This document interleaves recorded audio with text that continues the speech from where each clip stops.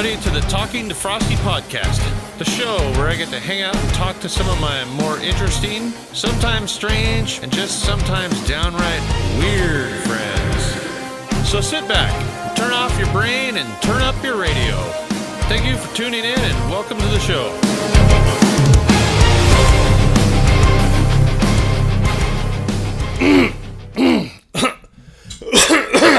All right, here we are. Back again. Thank you for joining us. This will be, I believe, episode 2 of Talking to Frosty. Here we are in lovely South Park, Seattle, Washington. Forgive me, we are in the flight path. There are trucks going by sometimes. There's a drywall factory across the street. It's a gypsum factory, which is kind of funny that happens to be a topic that we'll be talking about, drywall. So any of these interference noises and stuff, I do apologize. Kind of. Sorry, not sorry. I am here with my old friend. Take it away. Isaac Aubrey. How's it going? Aubrey. Old friends know me as Zach, too. Yeah. There was Zach. I think that's how we met. Indeed. At the blank tape dumpster behind the Capitol Hill where we made our demo tapes. I remember when I got your demo tape from Spearhead, I remember seeing your name was just Zach.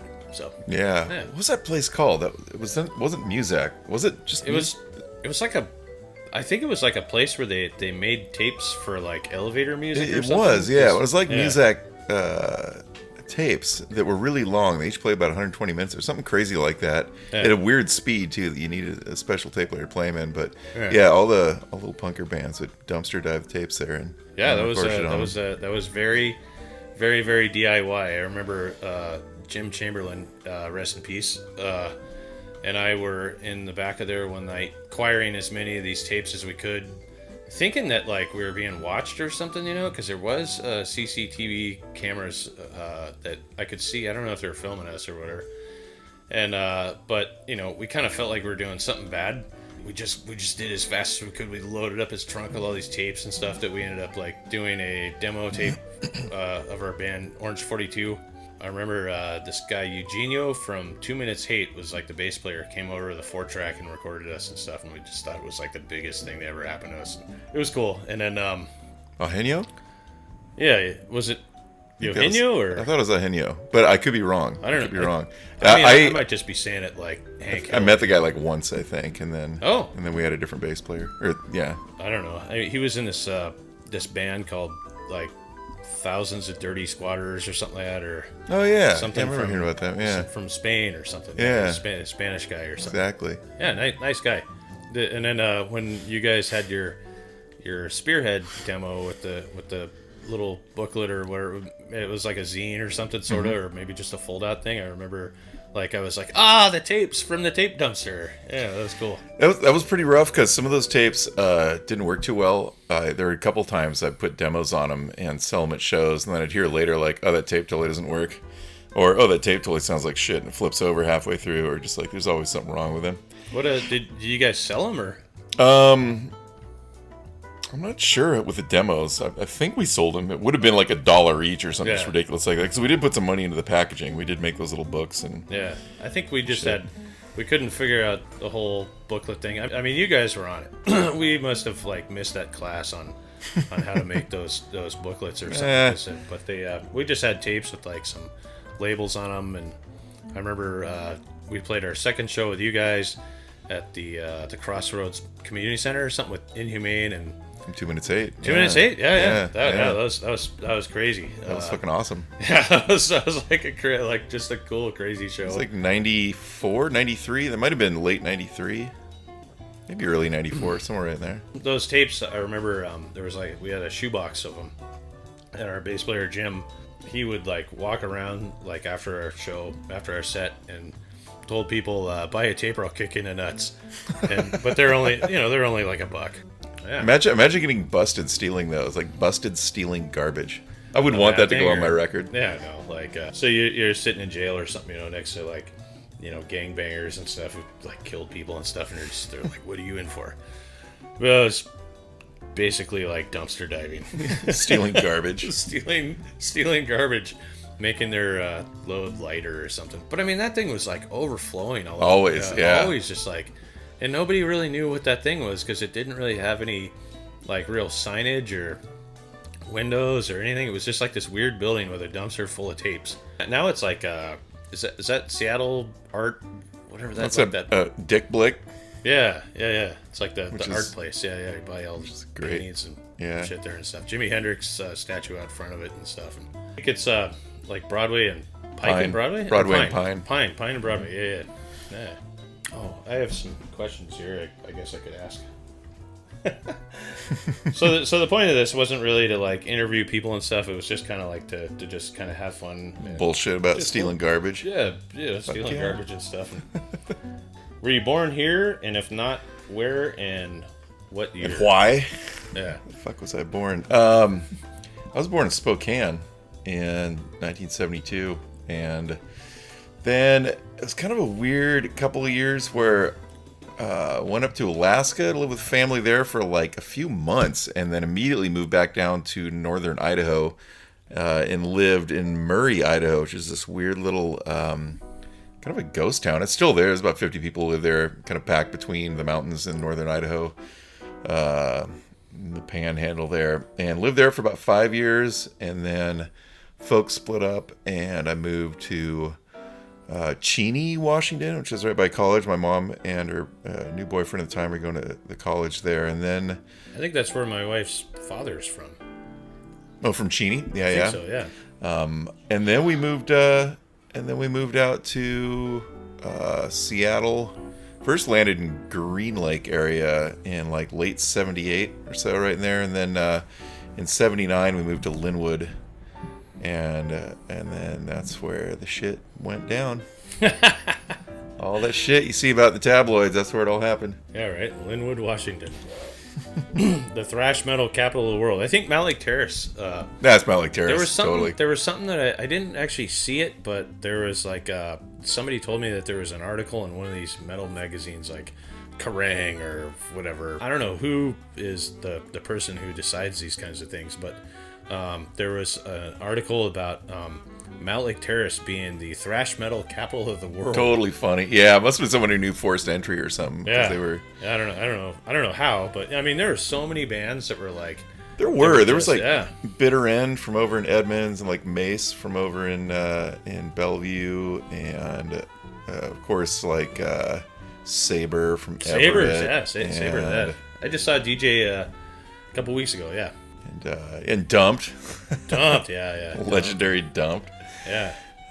Yeah, There was a couple of guys that I went to high school with that had like bands that nobody outside of Mount Lake Terrace probably knew who they were or anything. But I mean, it was just like the whole culture there was like you'd go to high school with like just fucking hundreds of like just dudes, butt rock guys that wore like Poison t-shirts and stuff, you know, because I asked a guy one time, I was like, you really like that stuff? And he's like, nah, but the chicks do. And I was like, oh, well, all right. And then there was like super terrifying guys that wore like Slayer shirts and you know, 4th Century stuff. And yeah, I mean, those guys were tough. I mean, they would chase you down in your car. They'd beat you a whole up bunch of or- assholes. Yeah, It was yeah. just like a fucking ocean of assholes up there, and you just had to like swim through it every day. They were like metal jocks almost. Like, I mean, they were just. I mean, they were That's the just. thing. It took a while before I could handle rockers and metalheads. I had to meet the right metalheads, I think. And I was like, okay, and I can get on board with that, because yeah, there finally ended up being this contingent of metalheads that were into punk rock too, and then I could be friends with those DJ guys. and his But friends, yeah. but like yeah, at Linwood High School in the mid and late '80s, it was like jock rockers, and they were their own kind of breed. They're just assholes, and they like fucking, you know, Quiet Riot, and they like to kick your ass, and that was pretty much how they all rolled. But then there was like that cool like crossover thing that like DRI and The Accused and some of the bands in LA were doing, Cryptic Slaughter and stuff, and they were doing this crossover music that was metal and punk. And for anybody who doesn't know, you know, Secret Reich. yeah, Sacred Reich, yeah, they were doing like this really fast metal. It was like a bunch of metal guys that were like, we're just tired of playing this kind of stuff. Let's do a punk band. And They probably all heard be The amazing. Accused and were like, that's how you do it. And then Yeah. they fucking became cooler than their metal upbringings. Yeah, so there was like those go-between guys that were cool, like DJ and Ike and a few other people. Ike, rest in peace. For those that don't know Ike or do, He's an old friend and a Yeah. lunatic, and he just died of cancer a little while ago, so it's a yeah, bummer. sad. So yeah, there was all the crazy metal shit going on up in Mount Lake Terrace. That was cool. That was a fun kind of world to be in the late '80s. But I remember also starting to make trips down to Ballard Firehouse in Ballard. Went down there and saw. This probably would have been 90, 91, maybe 92. I don't know. Dumped and Face First and. I don't think Saber played then. Anytime I saw Saber, it was always at a house in Everett. I never saw them play anywhere other than a house in Everett. Yeah, there was some cool. Oh yeah, Outright was another band around then. And at the time, I was playing in a band called State Laughter, and just super rudimentary kind of punk rock stuff. But we couldn't really play that fast, so it was just kind of loud and obnoxious. Punk rock? Punk rock, man. Punk rock. That's how you had to define yourself by these things when you're a teenager back then. You had to like set yourself aside. When I first got into high school, I didn't know what I was. I'd been a rocker kid, but like all the rockers were just dicks, and I just didn't really fit there. And then I got into being a waver for like a few months, and I totally got into Pet Shop Boys and Tears for Fears. And I remember having a long black trench coat and walking around, like trying to like walk without moving, so it's like you're levitating, like that Pet Shop Boys video where they're like levitating through the fucking I don't know, whatever, some mall or something. And that lasted just a few months. I'd shave the side of my head because that's what a lot of waivers were doing then.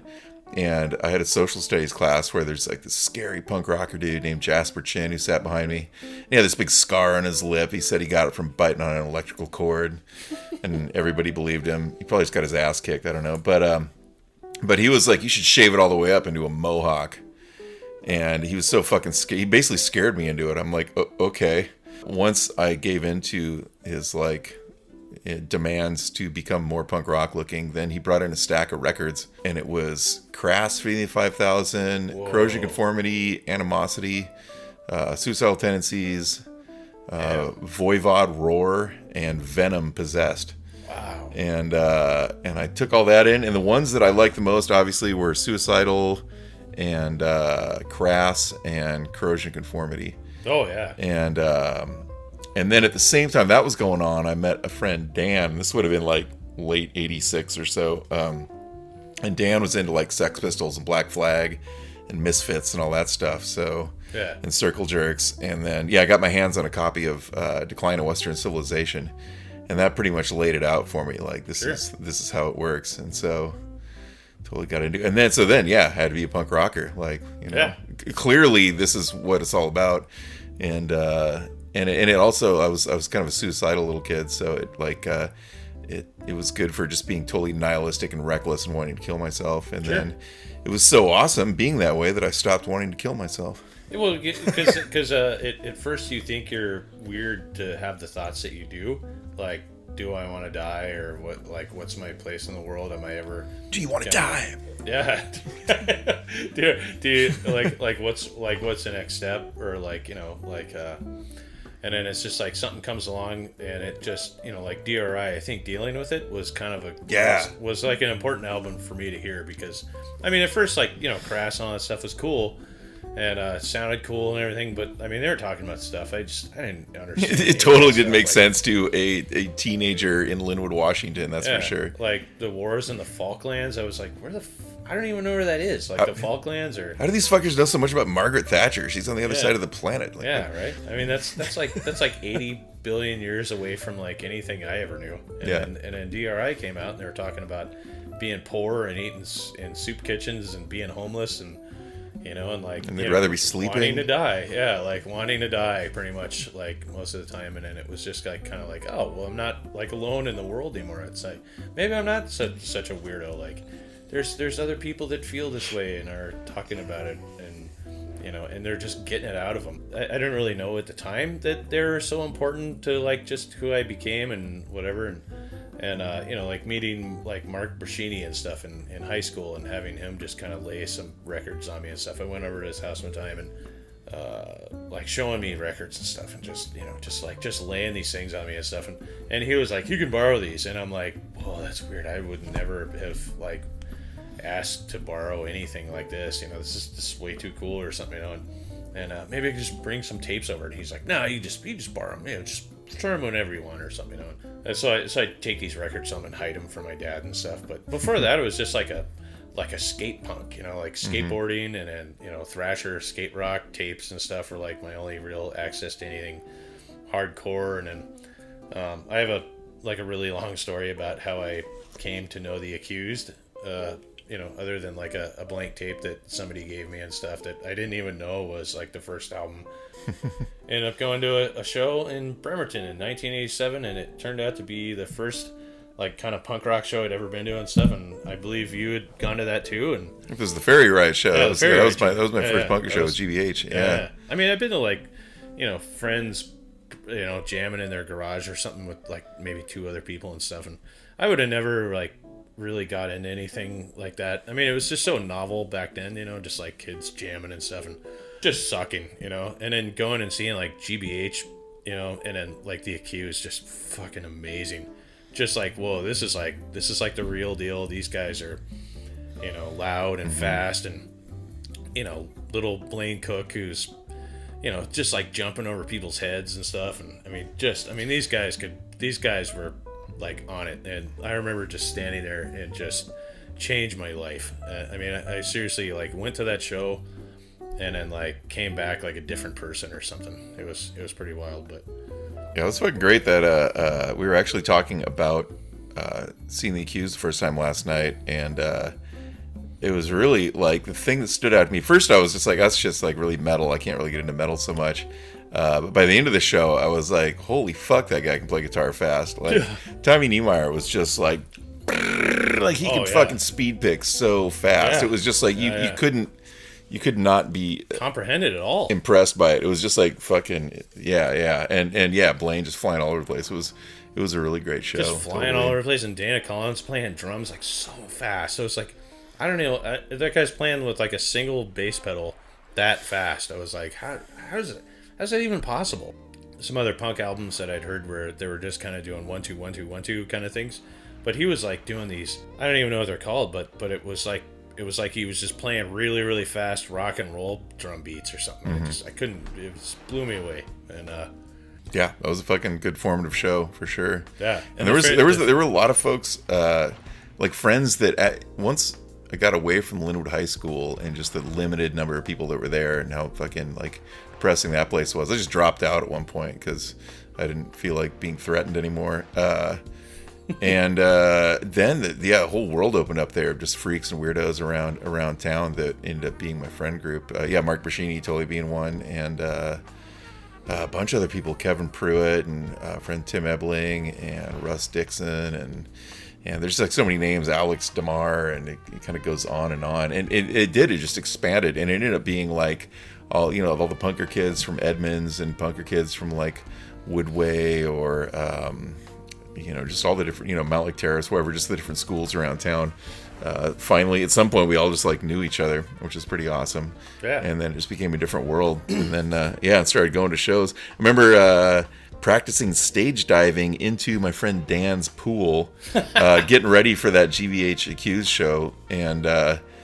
And we're just like, yeah, dude, we're gonna fucking stage dive. It's gonna be awesome. We're just gonna fucking tear the shit up. And then we get to the show, and it's like all these big, scary dudes. As soon as GBH started playing, like all these big dudes came out of nowhere and just like rushed toward the stage. And we're both just like, oh no.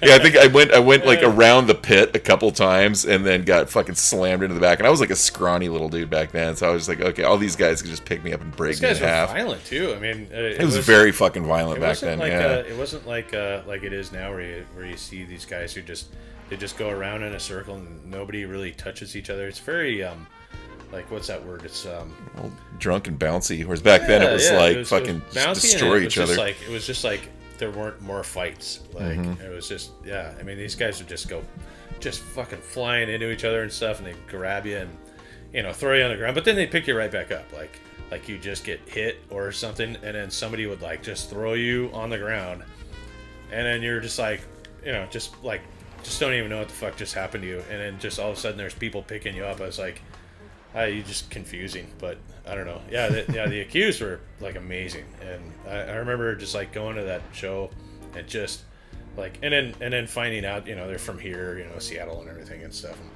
I think I kind of already knew that, but like I wasn't really sure. I mean, there was this time where I was on my friend Steve Bostic, we were.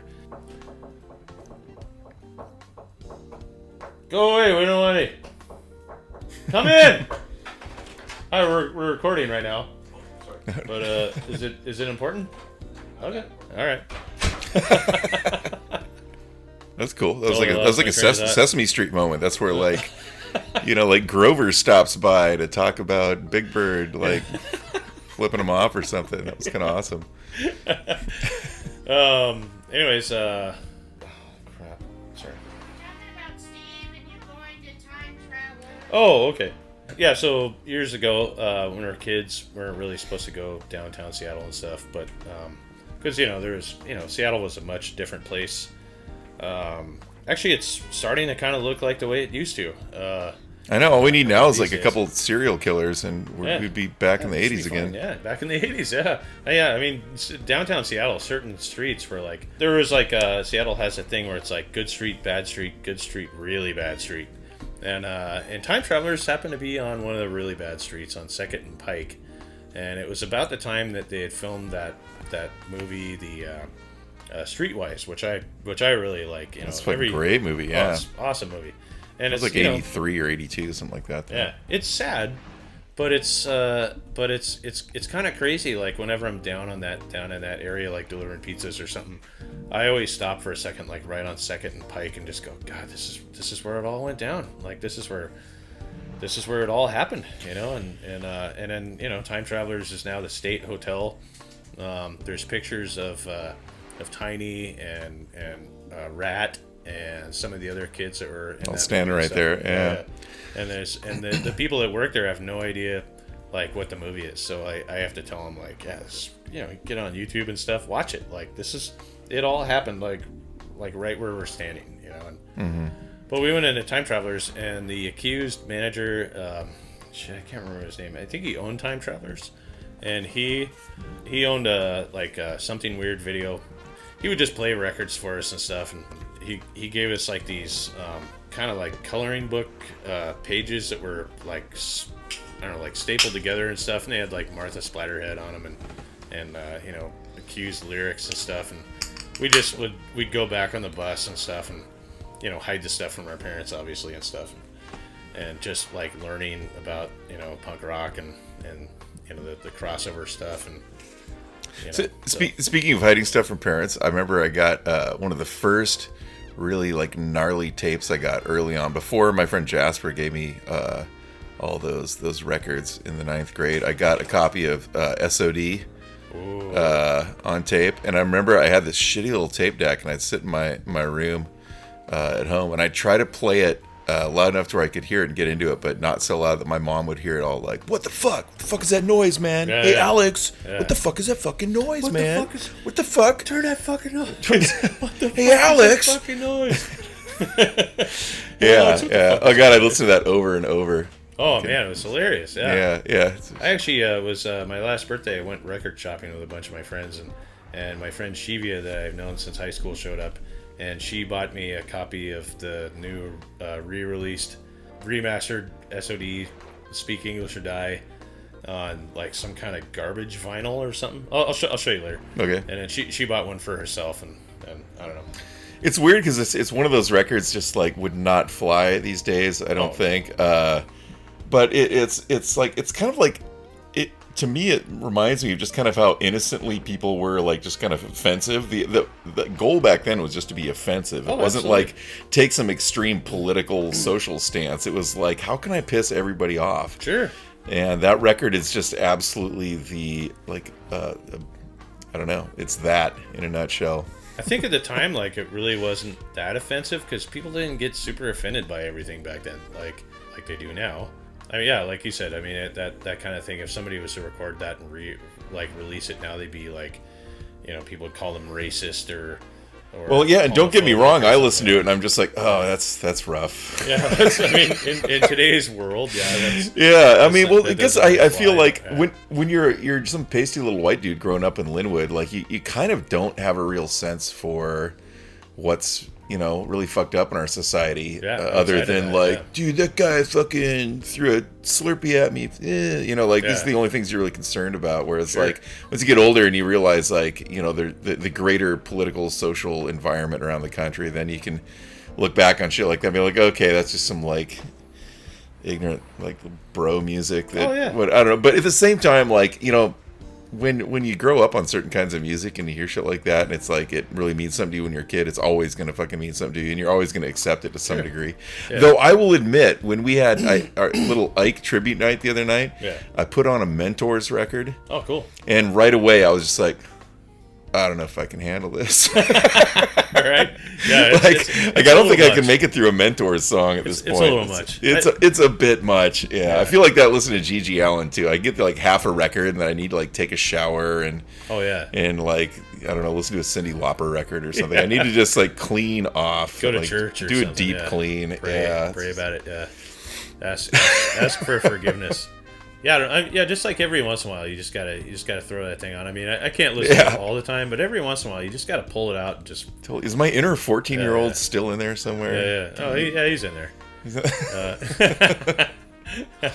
I think up until Ike had passed away, I think his goal was to kind of be that guy who just kind of rattled everybody's cages and stuff. I mean, he used to do totally. He used to do it like when we were kids and stuff. I mean, everything was kind of a competition between us and.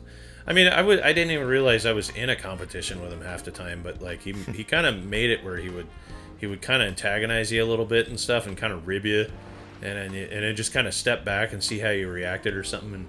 And if you're cool about it or something, then he was cool with you or something. But if you cried about it, he would just tear you to pieces. Yeah, he was known for tormenting people. He was the friend that you would have that would torment people and you if you weren't careful. And he just thought it was funny as shit. Oh yeah, and, he's kind of sadistic. Yeah, he never tormented me, so I don't know why. Maybe because I was a little bigger than him. I'm not sure, but I think he kind of liked me a little bit. I mean, not like we weren't like amazing friends back then. I'm sure he would say that he fucking always loved you. Yeah, he was he was saying something about tracks or something like. I pass him in the hallways at high school. And it's Scriber Lake on 196. And Scriber. What was across the street there? It was next to the Bank of America on 196, and I can't remember. Getting close to Aurora, but not quite. A couple blocks off Aurora. Yeah, just a couple blocks off. Yeah, but he would like walk past me and go, "Tracks," and I was like, "The fuck's that even mean?" And then somebody was like, heroin. Like if you do heroin, you get tracks, and I was like, I don't even know what that is, and. I didn't learn about heroin until the 90s, but yeah, no, he's great guy, and I always thank God that he liked me, because I've seen him fuck up some people pretty bad. He was a fighter, man. He could really like when people would run at him or something like that. It was almost like that. It was like he was skinny, but he was fast and mean. He was kicking ass, and then his opponents were like moving in slow motion or something. I mean, I could get like maybe 9 punches on a guy. Like in another guy's backswing or something, like the guy would miss, and then just like a cat, he'd just like hit the guy like 10 times before the guy even knew what the hell was going on, and it was just it was kind of fun to watch sometimes. I never saw it get in a fight, but this is good to know. To know. Yeah. Well, one of the questions I have on here is kind of taken from a page from Dave Larson's podcast where he tries to figure out like what date and the exact moment when he met people that he's known for like 40 years. Our first kiss. Yeah. Yeah. And I think it's like when we actually kind of really met was like at that first show on like 23rd and Cherry or something, and I don't even remember what Party Hall year that was. No, it was your guys' first show and our first show, and it was like Halloween at this girl's house that I knew, and yeah, it was like across the street from Garfield High School, It's like a brick house in the basement stuff. I'm pretty sure it was both of our first shows. And you were at Orange 42? Orange 42, yeah. And I was playing Spearhead? Yeah, Spearhead, Because I thought the first time we played with you guys was that Crossroads in Bellevue. No, it was at Halloween party. And I have a video of it on YouTube. What? Yeah. I could probably. I don't know. Are you sure we played? Yeah. You guys were amazing. Because I remember one Halloween party we played was in the U District, and we played one song, and the cops showed up. Oh. And then the cops left right away, and a whole bunch of giant fucking football players, the University of Washington, showed up and started a fight with everyone. Wow. And it just turned into a full-scale fucking brawl in the living room of this place. Right. And yeah, and the biggest dude there, the guy who was at the door, decided to take down the biggest dude first, just to send a message, I guess. And so he grabbed a motorcycle helmet and clocked him in the back of the head with it. Yes. And the guy it knocked him. I don't know if it knocked him out or what, but it knocked him over on this guy. I think his name's Blaine or Blair or something like Blair. I don't know. But he was dressed up in drag. Yeah. It was this little scrawny kid dressed up in drag for Halloween, and this giant hulking football dude just fell over on him. And when he did, he grabbed him around the head and tried to poke his eyes out. And I was like, God, this guy's so big he could tear this dude's arms off. But instead he grabs his head and tries to poke his eyes out. What the fuck? And yeah, it was just total chaos. And finally, someone pulled a knife out and backed the guys out the door. And that's the only Halloween show I remember playing with Spearhead. But it sounds like we played this other one. Yeah. It was I don't know if it was because we totally met before that. We've already talked about you're talking about Cinema 12, and you came to my house in Briar once too. Yeah, there was Cinema 12 parking lot where a lot of big fights happened. In the back in the day, and I remember because I worked at Cinema 12 for a brief period, and they they put you at the top of the stairs, and then one night he made me be the ticket ripper guy or something, back when they actually ripped tickets, and I remember DJ and his girlfriend would come in, and you and Mark Bashini and all those guys would come in, and I just let you go through or something, and because I was the thou shall not pass guy or something. And, then I was like, it's $1. It's a fucking $1 theater. What do these guys think they're going to get rich off of all these kids, or whatever? It's a couple of my go through. It's amazing they could even keep it going. I remember dropping acid and going to see a double show of Evil Dead 2 and Witchboard. Oh yeah, I saw Evil Dead 2 there too. Yeah. Totally. First time I saw this movie, super high on acid. Just I don't even remember. It changed me. Yeah. I did. I only did acid twice. I think I talked about it with Steve the last time. Scared the shit out of myself both times. That's terrifying. My first acid trip I spent sitting on a wall next to Cinema 12.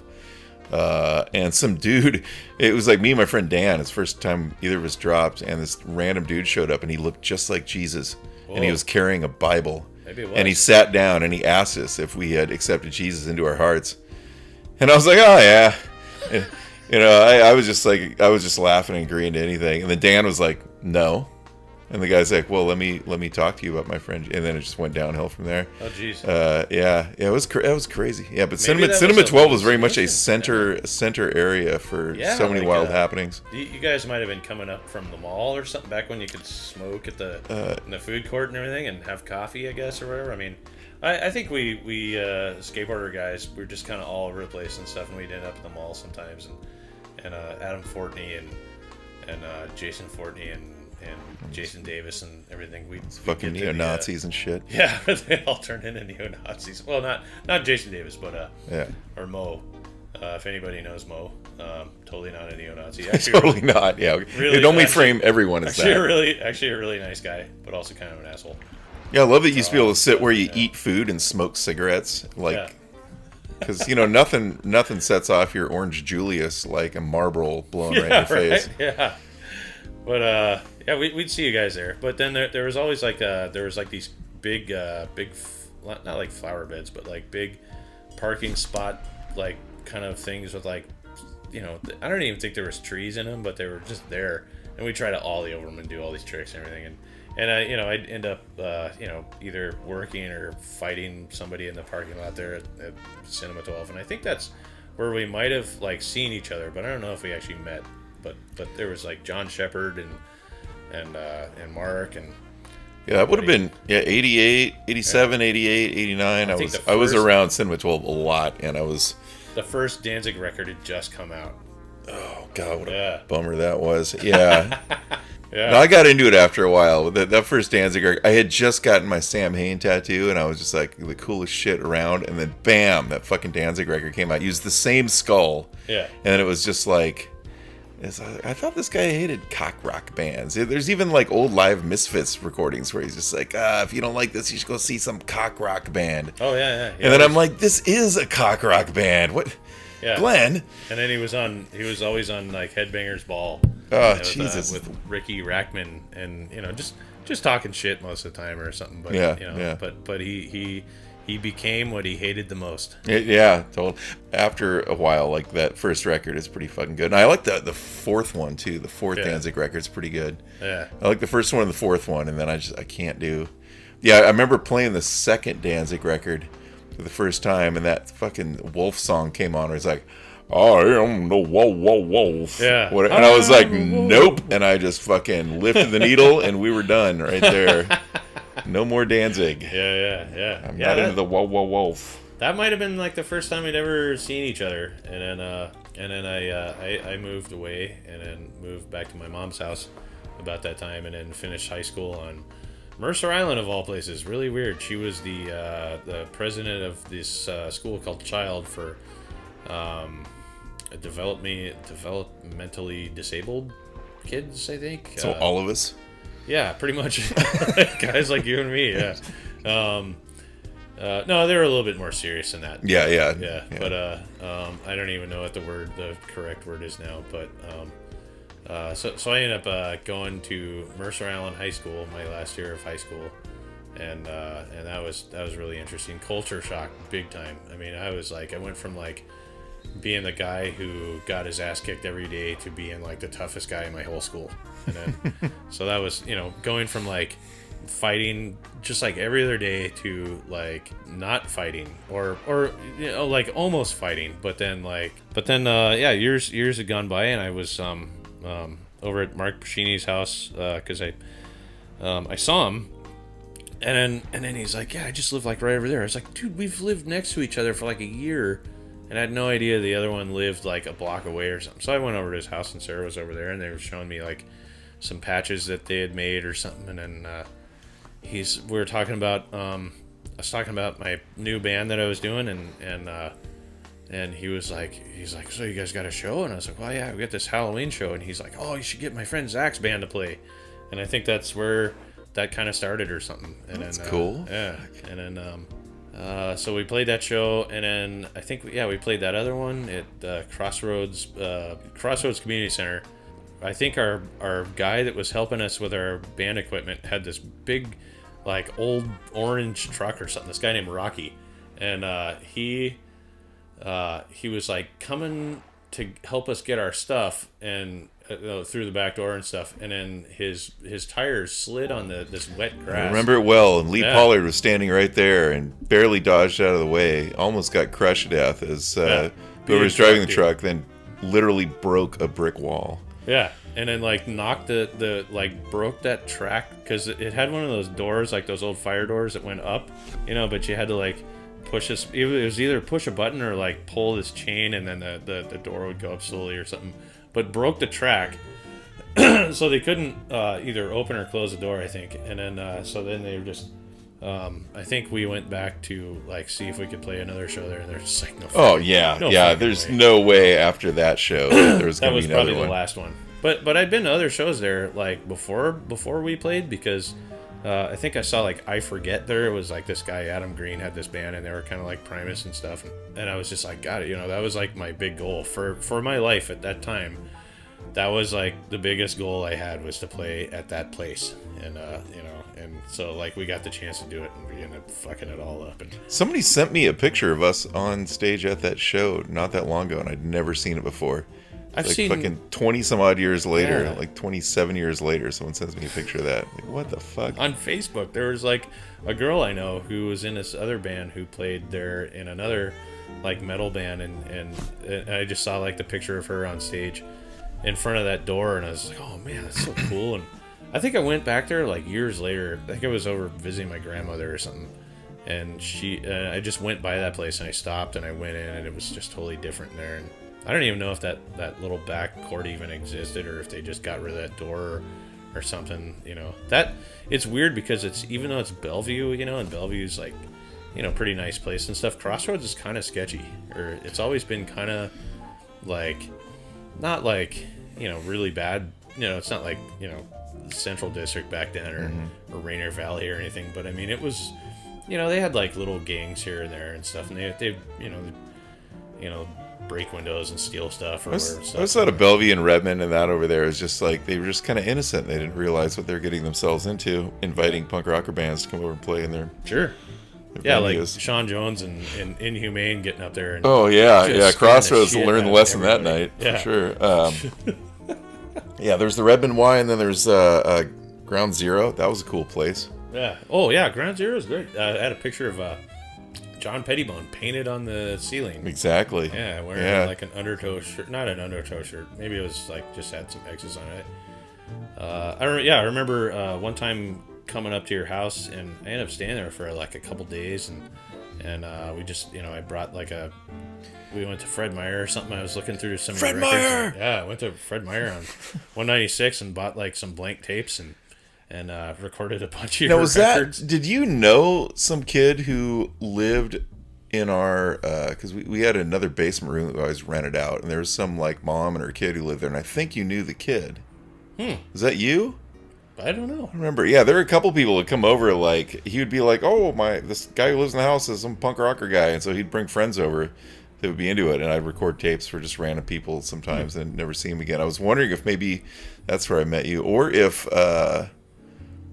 maybe I might have met you through Brashini then, and maybe you came over to record some tapes or something. Yeah, I ended up like just staying at your house for like a weekend or something like that, and we just all kind of hung out. I was the mad like tape dubber back then. I bought all the records and just like fucking like punk rock out there. It kind of reminds me a little bit of like a Ron Gardepy kind of thing, like where like I'd see a record and like want to record it and everything, and then you're like, no, yeah, you got to check these guys out or something. Like, record this one instead. And I was like, all right. And sure enough, it was like the best record I ever heard. Same thing Ron Gardepy used to do when he worked at Fallout. I used to go in there, and he used to like just kind of turn me on to records and stuff. And where I'd be like, oh, I want to buy this. And he's like, nah, yeah, I mean, that one's okay, but check out this record. And I was like, never heard of him and stuff.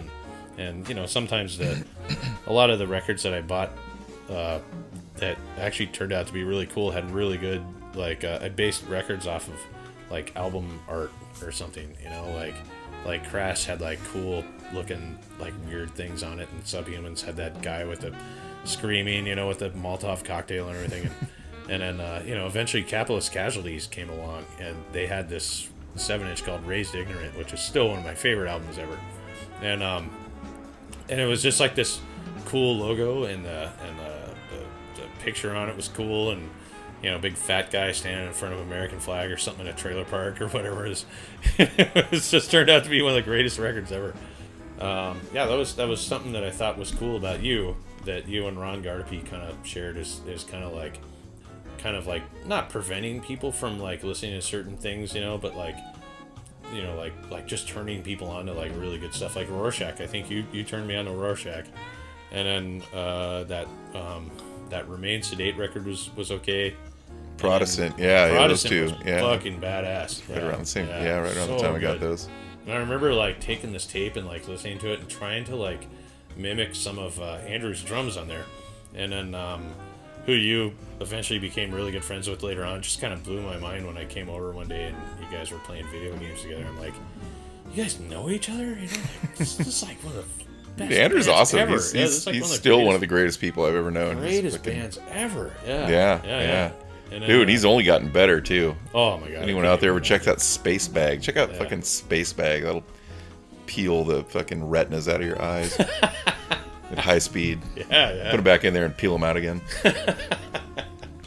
So that was a cool weekend, and then you guys had band practice, and I just got to like just hang out with you guys and hang out with Soto for I mean, Was I that in didn't, the like, basement there? So yeah. you watched practice? Okay, yeah. I hung out with you guys, and you guys practiced, and I just was like, whoa, like these, we should have never let these guys play first. You know? Okay, so I think there was like, okay, backtracking back to the first show.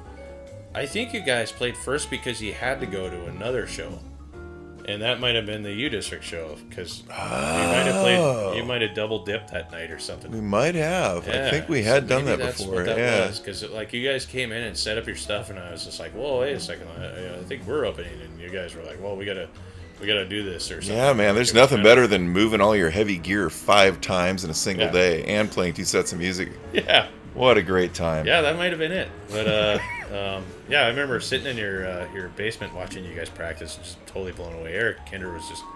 Oh, he's a Fuck, beast. I didn't know he was that good of a drummer. I mean, I knew he was in like Fertile Turtle and United Nacho Brotherhood, which I think is the same band. And then, God, did he play? I think, cause I know Kirby did that, but I didn't know that Kinder was in those too. I mean, think Kinder he was, was, yeah. Kinder was Outright and Face First. yeah, That's where I knew him from. And then when we started playing, he was also doing a 1007. Yeah. They're on a 1007 record. And yeah, that- he was just. I mean, I would look at his drum heads like after you guys would practice, and I'd kind of fart around on his drums or something. I don't know if he knew that I was doing that or not, but I was just kind of, So if you're listening, Eric, sorry, sorry for playing your drums like 30 years ago or whatever. That was everyone. Whenever there was a breaking point, I'd always get behind a drum kit too. I was Sure. that asshole. Everyone kind of did that. Everyone wanted to play the drums, Oh yeah, it's such a nice. but only a few select people were actually good at it. Yeah, he had I like was not nice, nice, beautiful, shiny cymbals and everything. And I mean, mine were crap. I was playing like this drum set that I didn't even really know how to change drum heads and stuff. And so these drum heads are just beat up and then I mean, he had like his kit was like pristine. It was so good. It sounded so awesome, and double bass and trying to do double bass and stuff when he wasn't around, and so that was cool. But I mean, like he had this thing where it was like in the middle of all his drum heads, and I think he and Steve Hanford, rest in peace, aka Slayer Hippie from Poison Idea, that like all their drum heads were basically like clean except for like the middle of the drums is where like the stick marks were. So it was like bullseye targets on every drum, like the floor toms, everything, just all the same spot. Like it was totally like, wow. Yeah, Eric was good at that. Andrew's good at that too. What's Joey, another like really great drummer I played with, Joey Moss, who played in Wormwood and State of the Union, and I played with him in the Arid Sea. But he's another drummer who could totally just hit right in the middle. But he was also really good at like getting different sounds out of, like he could make a small kit. With kind of a big high tom on it, and then he would play the outside of the tom and then play toward the inside of it to get different sounds out of it. Yeah. And so he could make like a smaller kit actually sound like a lot more drums just by playing a little further out. So you wouldn't get that like focused, all the hits are right in the middle of it. But the reason for that was that he was getting a lot of different like tones out of one drum. Yeah. Which is pretty cool. So there's kind of yeah. Yeah. And that's what I love about really good drummers is like I feel like I can't compare any of those guys. All those guys are so different and so fucking good in their own unique ways. Like when a musician gets really good, I feel like it's not fair to try and compare them to other musicians because they're just fucking different. Yeah. You get so good in your own way that like it's incomparable. Yeah. And all those guys are like that. I remember, like, I was vegetarian already, but I didn't know anything about like veganism. I knew that like part of my like teenage years, like my stepmother was really into veganism before we even knew what it actually meant. We had like soy milk and extreme vegetarian, but there wasn't really like a name that I knew of. I think when I was at your house, I think we stopped at like Manna Mills or something and got some I forgot supplies. about that place. Yeah. Got some supplies, and you made like falafel burgers and stuff, and then we're kind of talking about veganism for a bit, and then I hadn't really thought much about it and stuff, and then some of the records I was listening to were talking about it, like Earth Crisis and stuff. Eventually some of the other bands and stuff, some of the punk bands and stuff. A lot of crusty stuff, a lot of like Disrupt and stuff with nausea or something. They were all talking about like veganism and stuff and animal rights and everything, and then Assuck. Man, oh my God, Assuck, amazing. They were a big animal rights band, totally. Yeah, they were talking about animal rights and everything, and I didn't really know much about veganism. And then I think one time I was at the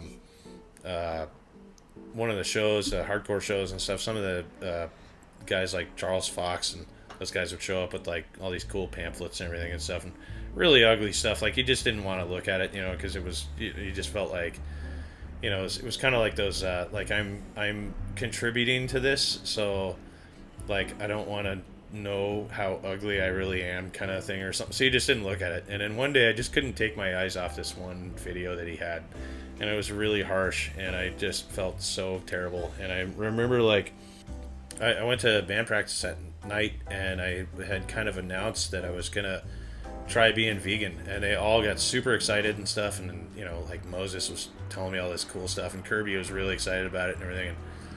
And then sure enough, like within months, I think, of being vegan, like I was listening to all this cool stuff and felt really good about myself, and I was listening to all these really like good like vegan bands and stuff. There was like this little part of me that almost kind of took this vegan thing as like kind of a middle finger towards like society and stuff, and the fast food culture and everything. And watch out for the kitties. What's up, buddy? He'll try to drink your beer.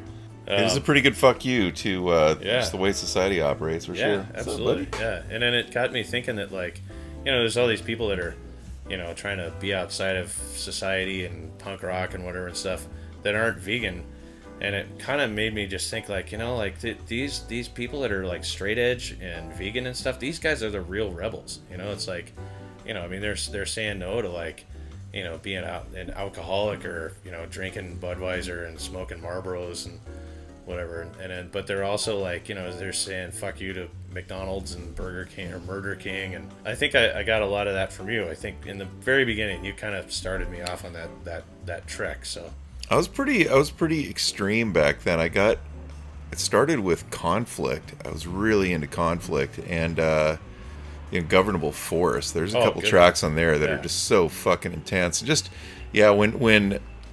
when they would go on about animal rights, like it really clicked with me. And then there's some Subhuman songs that kind of landed in that arena. There's some Crass songs that are a little like that. And Chumbawamba. Not all those bands continued on along those lines. But I after a while you get to where you can identify certain bands that operate like that. There's some Current 93 songs that you can tell like that's the direction they go in, or Coil, but a lot of those bands, they won't necessarily talk about it all the time like Conflict did or something like that, but every once in a while there'll be a song or something that comes along where it's like, oh yeah, we're all vegetarian, we're all vegan or whatever. And I got really into MDC too. MDC is another band that like just really expressed all that. And then after a while, you just I don't know, I just kind of take it on in my own way and what it means to me outside of whatever fucking music I'm listening to at the time. But yeah, it's always like that time, and those kinds of bands are always super influential in a lot of ways, but that was one that totally stuck with me. I went to Sean Jones' house, and he was doing tattoos. He did a few of my tattoos. He was just kind of coming up in the tattoo scene and stuff, and he was good. Yeah, he was really good, like really, really good. He did one on my leg and did one on my wrist, and then so he did the vegan tattoo on my back. My lower back, I got a tramp stamp before I even knew what a tramp stamp was. I have vegan very large on my lower back. It took him about, I don't know, like 8 hours to just do the VEG and then do the outline of the A and the N, just so he, didn't have to like, redraw it out or anything like that. And I think we played with Assuck that night and saw you and Andrew backstage, I believe, and I showed you guys. And then once I got it done, I saw Kirby and Anika were coming up the street in their car, and I jumped up on the hood of their car and like pulled my pants down and I showed them. It scared the shit out of Anika, I think, and then but Kirby was super psyched, and so that was fun. But I'm a huge sellout. I'm not vegan anymore. I don't know. I mean, I'm like one of those people who like, and you could probably say something right now, and I won't eat my chicken shawarma. No, the way I look at that is everyone kind of grows up different ways and has different things that kind of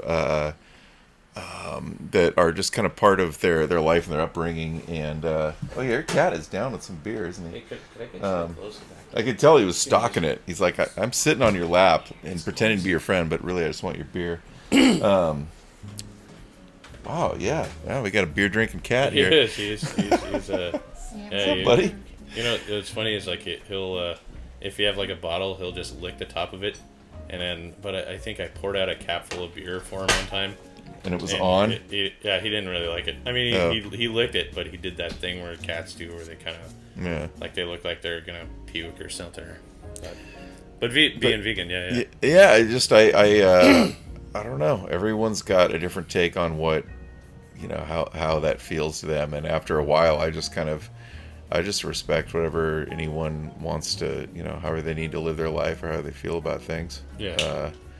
I keep, I'm steadfast just because that's how I'm put together. But, Yeah. And once you've been a certain way for so long, it's like, it's tough to just like go back to doing something that you haven't done. For one, like dairy is really gnarly on my system. Like when I was a kid and I drank milk, I had to sleep sitting up because I was so congested, and I would get these super gnarly stomach cramps that would just debilitate me for 6-8 hours at a time. Yeah, it was brutal. Like dairy just fucking destroyed me. And so and as soon as I quit eating dairy, it was just like a massive health change for me. I realized, like, oh, okay, this is how I'm supposed to be. Yeah, that certainly helped. Yeah. Okay, so one of the questions I have on here for just about everybody is, I pretty much already know the answer to this, but do you partake of the marijuana plant? Oh, certainly. Yeah, I've always smoked weed. The only dip in that I took a while ago. Well, there have been a couple times I've quit for like 6 months or 3 months or whatever. Same with drinking alcohol too. Sometimes I'll just stop for a while. It's been a while though. But last year when 2020 kicked in, I started eating edibles because now that it's illegal in town, there's just edibles fucking everywhere. And so and I was like, cool, I can kind of preserve my voice and not smoke as much. I can just eat edibles and get, but that just turned me into a fucking invalid after a while. I was getting hardly anything done. And I just kind of realized that I was just kind of like stunting my growth on some level. So I went back to just occasionally smoking once in a while. Yeah. I think the smoking. I think I like the actual. It's the ritual of it. The ritual of it. And the taste of it. And then you get instantly fucking stoned, which is awesome. Is great. Yeah. Whereas with an edible, you're like, oh man, there's this wave coming. I don't know what's gonna hit me, but at some point, I'm gonna be drooling on myself. Yeah. There was one time I was in a Walmart with my ex girlfriend. We were like, I just ate like a corner of a brownie one time, and we were at Walmart doing some shopping, and I ate it like earlier in the day, and then just like nothing happened, and then we were just there, and I was like, I think I need to go home. And she goes, really? And I go, yeah, I can kind of feel it. Like, I feel like I'm about to get really, really high. And it just was not, and the thing with like edibles is like, for them to turn off, as opposed to smoking. Like smoking, you get, if you get too high, you gotta just tell yourself that, in a half hour you're gonna be fine, or. Well, and you can know right away if you're going to be super high or not. Like, it doesn't, like, slowly creep up on you. Yeah. Edibles, there's more to it. It's like, oh, you think this is it? No, you're going to get way higher than this. And I just end up, like, spending the whole day in my room just, like, not, like, scared or anything, but I just couldn't do anything. Like, you just sit there and just get inside your own head. And sometimes being in my head is not a good place to be. And so... But yeah, smoking it, you're just, it's cool, and then, if you get too high, you just watch like some kind of, dumb show or something that's really quiet. Like I found recently there's this new show on that I really like. It's called Star Trek, and I don't know if you've heard of it.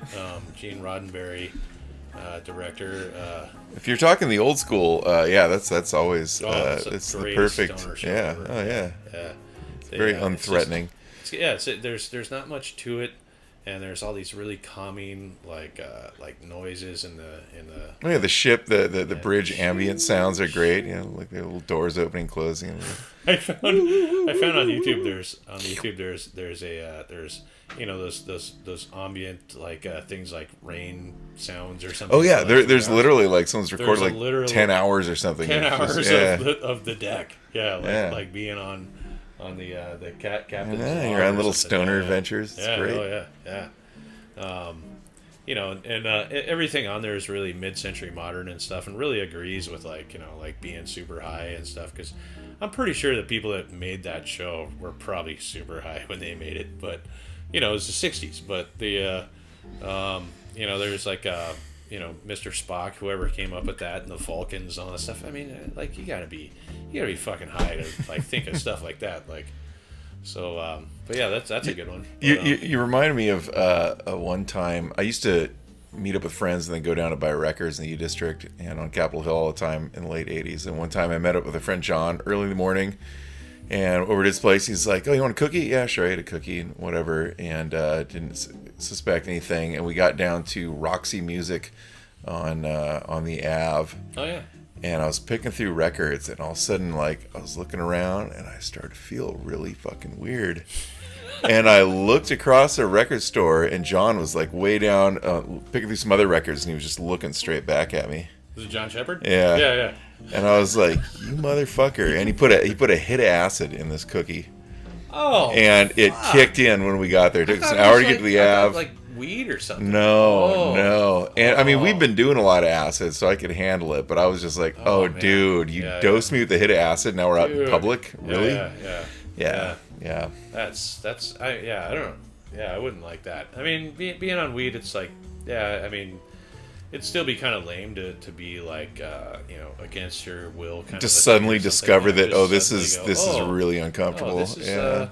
I'm a long way from my house. That would totally back, and that was like a hit would carry you 12 hours or so, 12 hours. Yeah, and you don't know which way is north or south. Yeah, and suddenly realize you're on that train, like, shit. You're just like, you're here right now, and that is all that matters in the entire world.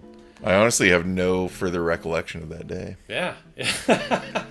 As one would if they're on a weird cookie. There are other times though.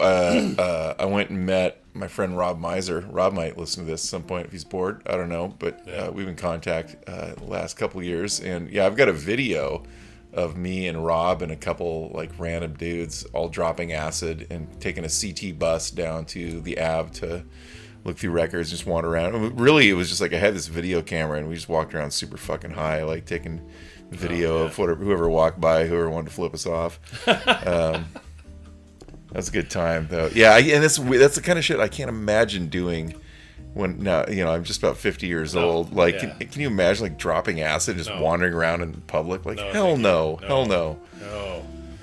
It's a game for young folks.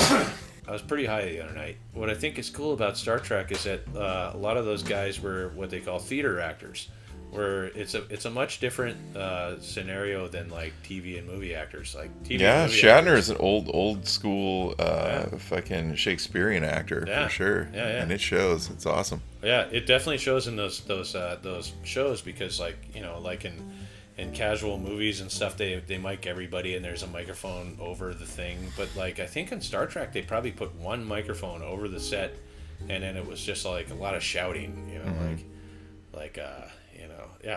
lot of the dude. I love old Star Treks. I've watched them all a million times, and one of my fucking prized possessions that I own, a couple years ago Shatner put out a 7-inch of covering a Cramps song. Oh, cool. And the artist who drew the original cover for Bad Music for Bad People, the Cramps record, he redrew that cover where the big like crazy mongoloid head whatever is William Shatner instead, and then William Shatner signed my print of it. He just signed it The Shat. Oh, you met him? No, I ordered it Oh, online. okay. I wish I met him, but I hear he's kind of an asshole in person. I don't want to meet William Shatner, but okay. but I do fucking love that guy. I fucking love William Shatner. He's got a couple of records out where he's like, yeah, I've got a couple of spoken words. Yeah. It's his poetry and his they're just weird. His weird like. You're always wondering, is he in on the joke? Like, does like, he get that he's? Does he know that he's just doing that, or is that like it's kind of like It's great. It's like when Crispin Glover has a couple of records out where they're just super psychedelic and weird. And he's definitely in on his own joke. Yeah. I just wonder sometimes if William Shatner, if he knew that like when he was making those records, when the producer would just go in there and just be like, okay, just be like you are in Star Trek, or go ahead and sing or whatever and stuff, and like you said, if he was in on the joke or whatever. Well, he's famously known for being embarrassed about being in Star Trek and embarrassed to be Captain Kirk, and he's embarrassed about all the fame. And there's even some like a documentary I watched a while ago where he goes around and interviews the other captains of the Star Trek shows and talks about that. And it's finally Next Generation, Patrick. Yeah. What's his name? Who's like, listen, man, this is one of the coolest honors ever. Like, snap to it. Like, and then Shatner almost gets like teary eyed. He's like, this is the first time I've ever felt proud of it. Like, and I just felt like smacking him. Like, what the fuck is wrong with you, dude? Captain Kirk is one of the greatest it's like media figures of all time. It's like being Han Solo or something. Like, what the fuck is wrong with you? It's like being Darth Vader. Yeah, like, Christ, man. Yeah, like so. Yeah. There's who's a huge Star Trek guy is Kirby. Kirby Charles Johnson, ladies and gentlemen, guitar player for Spearhead, Everything Went Black, Himsa, fucking tons of other bands and stuff. Just like perhaps a band that I play in right now, and we practiced last night. That's right. Well, sorry about that. No, that's great. That's good. I was waiting to see. Is he going to talk about? And whatever your new band name. Yeah, I know. Enemy Closer is what we're calling it. It's fucking all right. Tagged. Yeah. But Kirby and I just jammed last night. He tends to move around in lots of projects and stuff, which I think is great. So because he's fucking smoking. He's a huge Star Trek Next Generation guy. Maybe that's why we haven't talked about it much, because I don't really care about Next Generation. Yeah, I like First Generation. That's First Generation was awesome. Yeah. That's the only one I care about. There was like. I just found out the other day that the First Generation only has 3 seasons, like on Netflix. I thought that they only maybe put out just like 3 seasons. So I Googled it and tried to figure out if there was more, because I was like, God, there's got to be a box set out where I can buy it or something or whatever. That's my goal, is to someday like not have like streaming TV or regular broadcast TV, just find all the box sets of all the shows I like just turn the fucking internet off and have all the things you want. That is utterly my goal as well. Like all the records that I want, and then like all the shows like Seinfeld and like, I hate to say this, but my wife got me to like Friends. Yeah, so gross. No, just kidding. That's fine. I bought her whatever. I totally won't judge you. Yeah, just don't tell anybody. I wouldn't do that. I like Friends. Yeah. Okay. Yeah. So, but that's the goal, is to someday own all the box sets of all the shows that I've watched a billion times and don't care about any broadcast TV or any new anything. Just let me watch my Star Trek and Seinfeld box sets. And yeah, I'll admit I still hang out around torrents once in a while. One of my targets has been anytime someone posts like a couple of the old like series like Love Boat or Barney Miller or Cheers or Night Court or anything like that, and I always go after those. So I've got like I have this giant library of 80s TV now. And it is kind of like one of my goals just in life, to just somewhere off in a corner, some part of my house, just to have like this endless playlist of 80s TV going.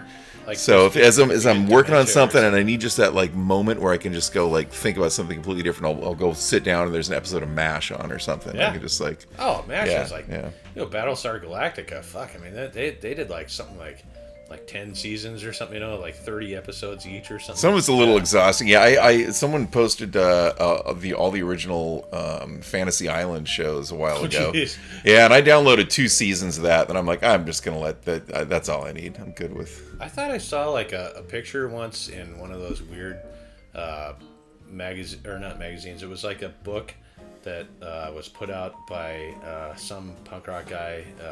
Ian MacKaye. No, Henry Rollins. It was like the Joe one. Biafra. Yeah, no, it was This is the only punk rockers, right? Yeah. But it had a picture of that guy tattoos like dead body in it or something. Oh, bummer. I don't remember how he died, but like I know he's dead. I think it was suicide, but Yeah, I think there is a sad story behind that. Well, him and it's really dark. And Gary Coleman. Yeah, It's not easy being like the little like just being the weird little mascot type character in Hollywood. They don't go easy on those people. Yeah, I think and that I think like Fantasy Island was probably that was probably it for that guy. Yeah, can you imagine everywhere you go, everyone's like, "Say deplane, boss," and you're just like, you're like, "Cool, check out this gun I bought. Check this out. Look right down the barrel. Look down into that thing." Hey, check it out. Hey, see that thing right there? That's about to go through your head. I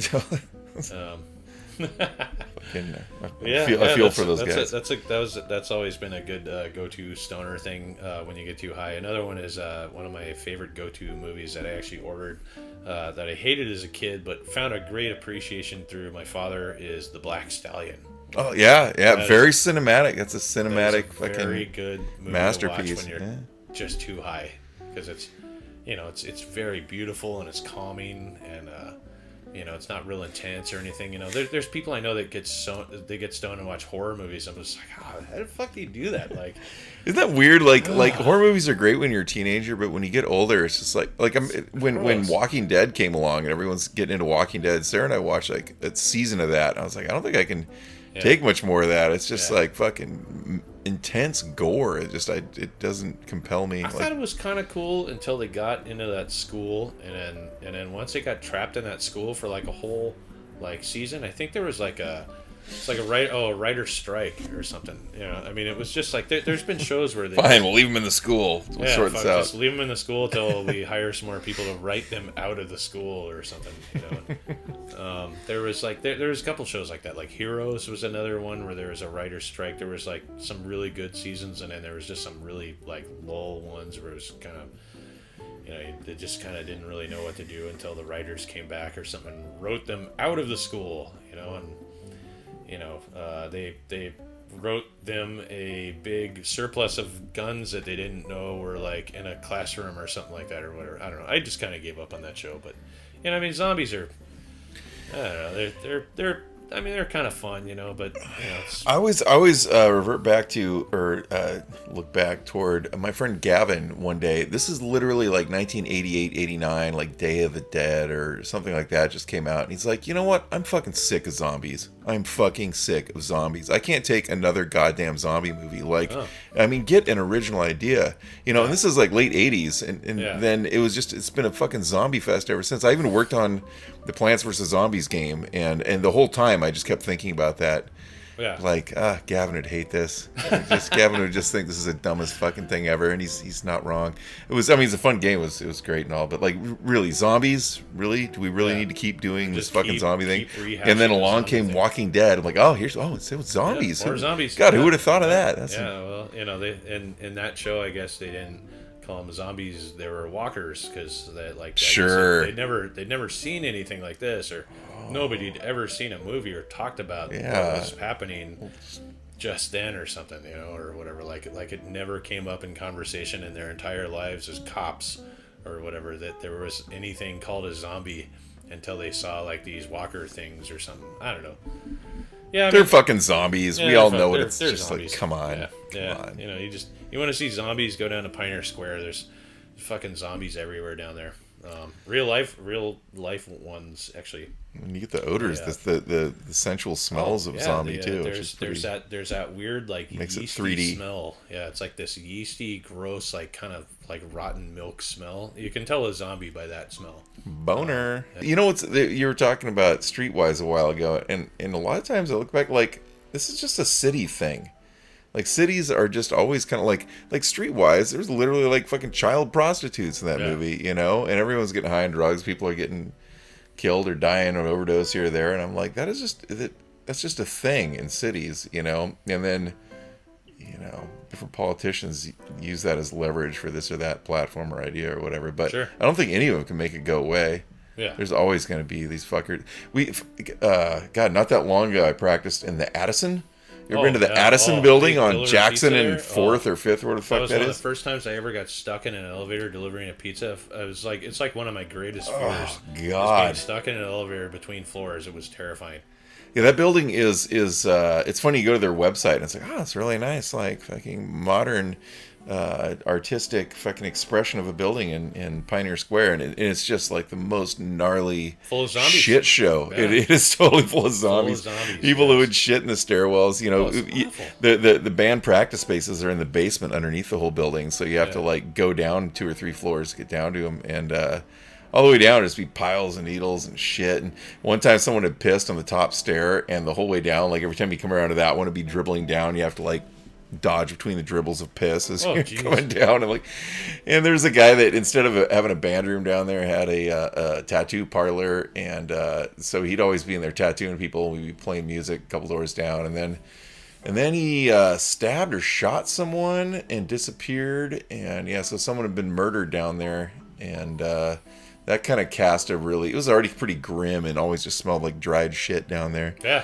And then it's like, someone got murdered down here. And then I'm surprised people don't get murdered every day there. A couple of the last shows we played, we'd be loading in and out of the freight elevator, and it's just super nasty, stinky couch, like just suddenly appeared in like the whole like freight elevator area that somebody probably got evicted and they didn't want to chop it up smeared and on. It was just fucking terrible. Yeah. And just random crazy super high people like would be in the elevator, like you're loading your gear out and the elevator door opens and there's just someone super high just hanging out in the elevator. Yeah. You're like, hey, I'm gonna go ahead and move my guitar cabinet here. You can stay in here. It's cool. Just hang out over there. Yeah. Just fuck off over that way. Jesus Christ. Yeah. So it's kind of I don't mean to be like rolling disaster, like mean or anything like that, but it's just.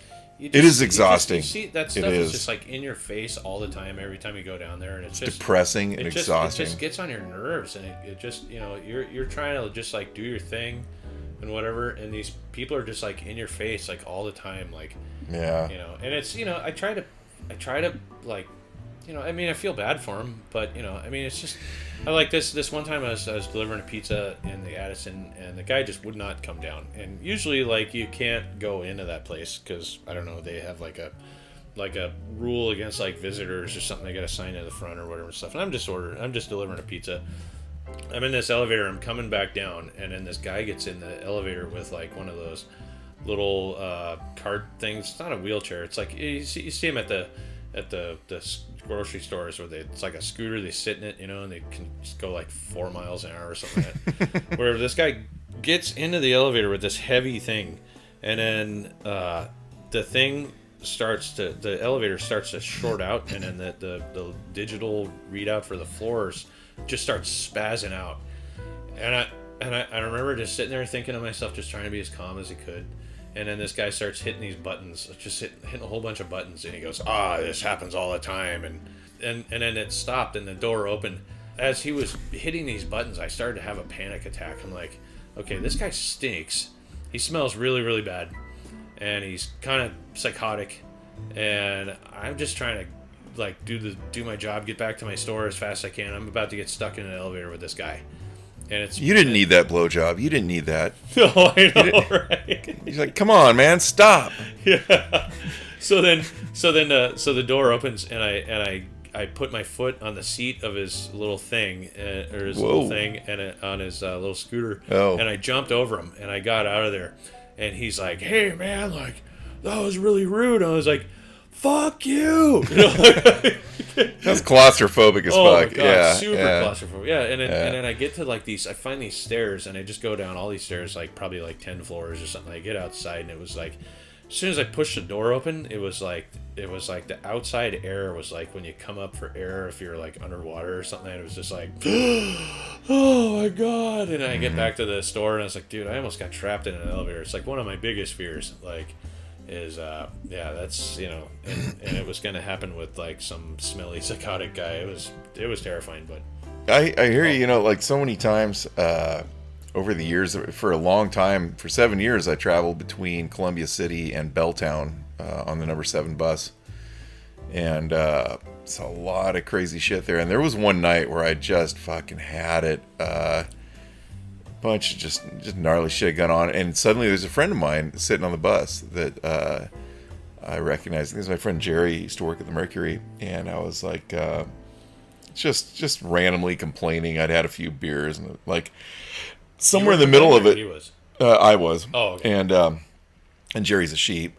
And at one point, this old black lady turns around. She's like, "It's just poor people. You're just complaining about poor people."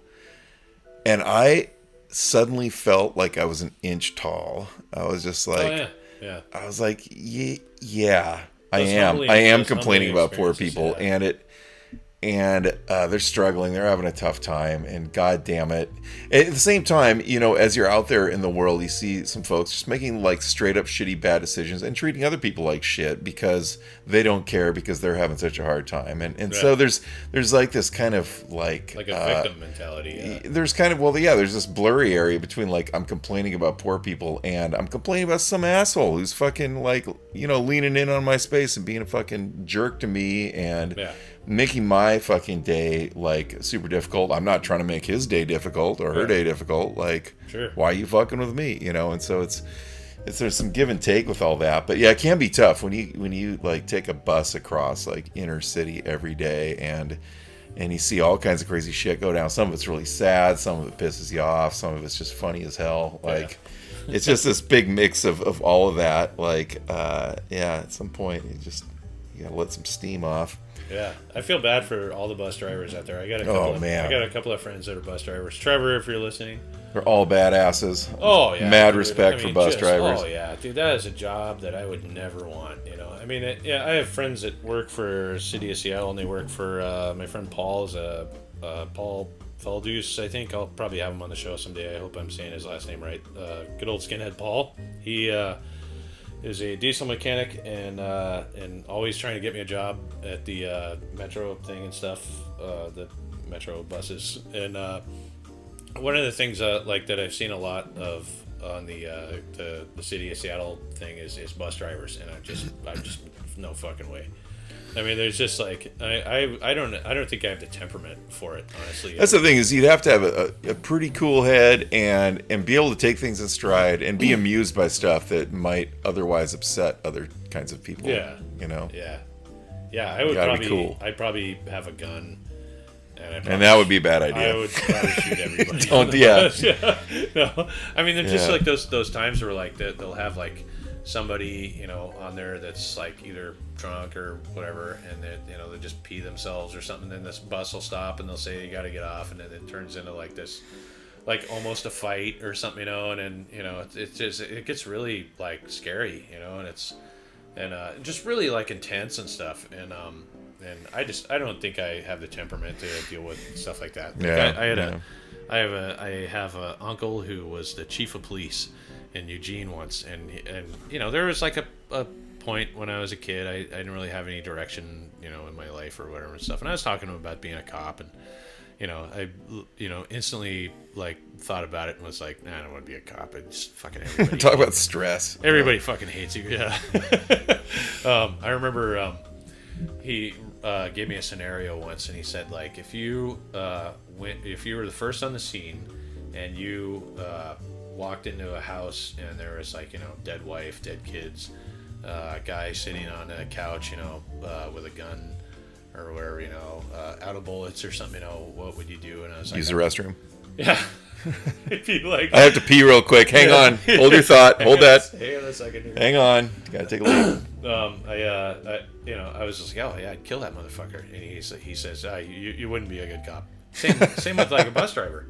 Same with a bus driver. Like, I mean, you got to be cool. Like you can't be like, getting an argument with somebody and then like just physically. I physically toss people out. I've done security and stuff. I know how to throw people off a bus if I had to or whatever and stuff. But I just don't want to be that close to somebody who's like peed themselves or maybe has a sharp object like a syringe in their pocket or something, and I mean, it's just hats off to bus drivers. You guys you know, I don't take the bus anymore unless I absolutely have to. Like, you know, if I got enough time, I would try to walk, you know, or whatever. But yeah, I don't like taking the bus.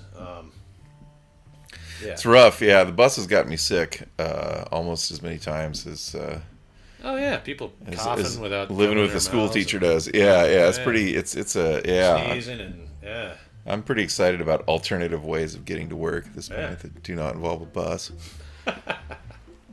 Yeah, the last bus I rode a lot was the 124 down God, down into that's Georgetown. rough. Oh, yeah. Oh my God, it goes right by The methadone methadone clinic. clinic. Yeah. Oh you'd Jesus. you'd always get some fucking, you know, just some fucking freak sitting next to you. I'm Both just like, both just ways, keep walking, nonstop just shit show. keep Just walking, keep on. Oh no, Ev- don't sit next to me. Fuck. You know, every and day. and you can't share. You know, you can't like not share your seat. You know, it's like, I don't know. Yeah, fuck all that. Yeah, yeah, but fucking inner city buses. Good times. Good times. It's Anyways, character building. Maybe back to weed. Any particular strains that you? No, I'm enjoy? not. I'm not a weed aficionado. I just like when I go into a weed store, I'm like, what is the highest THC Oh, really? content? Wow. And indica, sativa, I don't really care. I kind of like. Yeah, I don't really either. Either is fine. You know, like I like the sativa for just getting cranked up and maybe Friday nights ever since this pandemic started. I've been playing games with my friend Joe, just online games. We'll play VR rally racing, or maybe we'll play some Quake Champions or whatever. But Quake. Oh, yeah. yeah, we get fucking reefed on some you know, some sativa or whatever. That'll keep me going. I'll stand a chance throughout the evening, but. Yeah, I don't know. I don't really care. Indica, great. Yeah, I'll pass out on that or play video games on that too. I don't really care. But yeah, the CBD thing. I haven't quite dipped into that. Yeah. I don't know. I like it. It's, Seems like like you're eating catnip or something. It kind of seems like it's not really. It doesn't Well, it really doesn't- do anything. You don't get stoned, but it's like a body. Then why are you doing it? It's like Oh, okay. It's a body high. Oh yeah, no, it's definitely you know, it's used in it's becoming kind of like the new modern medicine. You know, there was like CBD has been off the market for Well, I know what. years and years because the pharmaceutical companies, they didn't want people knowing about CBD and stuff because it actually, yeah. because it actually kind of like, I don't know if it actually cures anything, but it soothes a lot of things. You know what? There are enough people saying that it's really good to rubbing it into your skin for different things and my tinctures stepmother and things, used and to I can totally get on board with that. I have not experienced. I haven't tried to use it in that way at all. If I'm going to get stoned, I'm just like, I want to get stoned. Yeah. No, I mean, yeah. There's definitely like the high powered stuff. And was it Girl Scout cookies was the last like really big strong one or something that I had heard of and stuff. And I don't know. Those some Girl of that- Scouts are tough, man. They fucking will take you to school. Yeah, right. The Girl Scout cookies. Yeah. You know, I don't know wherever these things get their names at. I'll never know, and I think a lot of them are pretty clever. You know, there's like got to be like one of those think tanks or something of kids like in a room somewhere, just like getting stoned and being like, "What does this remind you of?" And be like, "This sounds like Alabama Thunderfuck or something." Sounds good. Yeah, that's the name of it. You know, and then they go, "Bing, another strain is named" or whatever and stuff. And one that I've really been liking is called Dragonaut, and it's only like 17% THC, but it's like 90% indica, and it's seriously like bedtime. Like you smoke that at night, and you pretty much have a limited amount of time before you're either like in your bed sleeping or you're sleeping on the couch, which I've totally done before. Woke up at 3 a.m. going like, what the fuck am I doing out here? The sun's coming up and everything. You're just like, oh crap! Yeah, I got super high again, yeah, it helps. You know, I don't really drink that much anymore. I mean, every once in a while I'll get a few beers in me or something. But I mean, like for the most part, I try not to drink as much as I used to, and pretty much you can just like have a little bit of this weed, just like one or two little tokes, and you get nice and going for a bit. And you get a head high for about 5 minutes, and then the rest of it's just like there was one night where I was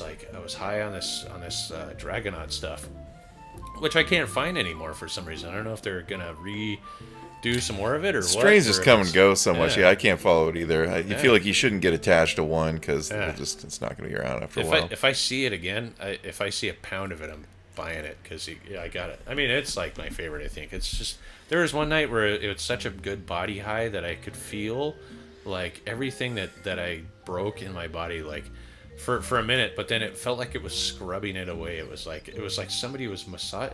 I felt like somebody was touching me. You know, it was like in a good way. Like I mean, I felt like my boxer's fracture that I got in my right hand from punching a car window. You know, when I was in a fight one time, I broke my hand for like 2 months, and then well, I mean, I broke it once, and I was in a cast for 2 months. We'll just say that. But No, you weren't perpetually breaking it for 2 months straight? Every day for 2 months, yeah, just breaking the same hand over and over. But I remember one time I could feel the where it was broken, and then it was like massaging it away or something. It was really kind of crazy, but it was nice. I really like that Little stuff. weed angel. A little weed angel. Frosty's little weed angel. Yeah, the Give a little weedian. massages. Yeah, the weedian was you know, working a spell on me or something. But there's some good strains out there. There's some stuff that's like really way too strong. Like there's, you know, like you just take like one hit and you're just like, I mean, yeah, like if you take a hit, you're only gonna be high for like a half hour, 45 minutes, or maybe an hour. I don't know. But like there's some stuff where I just like you'd start to feel the effects, and I was just like, fuck, I shouldn't have done that. Like, you know, and then you end up like crawling into a hole. This is no fun at all. Like this is way too strong. And I haven't had that happen in ages. That sounds exciting. Yeah. I went to a weed store one time, and I was talking to a guy in there, and he's like, you know, we're going through all these different things, and I was like, yeah, you know, I mean, I like the CBD because it relaxes me, and you know, my body feels good and everything, but I don't like getting really high. So like, what's like a good strain or something? And he's like, well, you know, what do you like? You know, you're like in your 40s or late 40s or something. I was like, well, how'd you know? He's like, well, because I'm the same age. So then he was telling me what you want is dad weed, and I was like, dad what? And he goes, yeah, it's just a strain that, you know, there's no, you know, they don't hang it upside down and spray it with THC or whatever else they do to it. The hydroponic stuff, I guess they hang weed upside down and it grows upside down now, and it's you know, they keep it in the dark longer, and there's ways to make it like super ultra strong. But then there's like weed that they just plant a seed and they just walk away, and 6 months later they come back and like old school style or something, like the old 80s style weed, which I like a lot. And speaking of which, that old 80s weed, I was talking to people on Facebook, and I was just saying, you know, I was just asking if anybody knew of any growers, and you know, that just had like regular old dad weed, like old school weed. And I think like Facebook flagged me or something. I ended up going to jail for it or something. Facebook jail. It was so dumb. But then Ike Harrison actually got a hold of me through the messenger and stuff, and he sent me like a bag of this really cool, like just super mellow weed that I have in my cupboard now, and you know, I smoked it a few times. It's really nice, and you know, it's pretty mellow. But I think I was actually just thinking about it before you came over, and since we were both friends with Ike, I feel like, and I don't know if weed goes bad after a while, or if I don't know. When did he send it to you? What's that? When did he send it to you? Just like a month and a half ago or something. Oh, that's still fine. Yeah, yeah. I mean, I don't know if it ever goes. I mean, I'm sure it goes bad eventually, but like, but I kind of feel like maybe I should only smoke that stuff with people that like if we both knew Ike. Yeah. So Yeah. So maybe we'll have to have a bong talk. I will after light up this some thing. Ike weed with you. Yeah, That'd be awesome. That'd be awesome.